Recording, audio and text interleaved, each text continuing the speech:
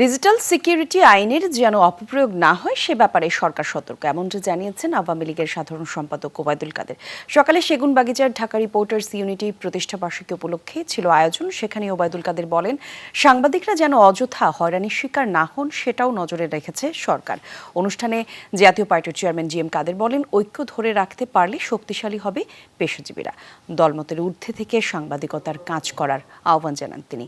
তারা বলেন, সমালোচনা গঠনমূলক হওয়া উচিত, নীতিগত সিদ্ধান্ত নেয়ার স্বাধীনতার গণমাধ্যমের আছে। দলমত নির্বিশেষে সকলে সাংবাদিক এখানে এসে সেই পরিচয় দেবেন এবং শক্তি যেটা হবে সেটাকে জনকল্যাণে ব্যবহার করে দেশকে সামনে এগিয়ে নিতে সাহায্য করবেন, এটি আমার প্রত্যাশা। এই যে ডিজিটাল অ্যাক্ট, এটা যাতে অপপ্রয়োগ না হয়, কোনো সাংবাদিক যাতে এখানে ফাইন্যান্সিয়ালি হ্যারাস না, সে ব্যাপারে আমরা সতর্ক আছি।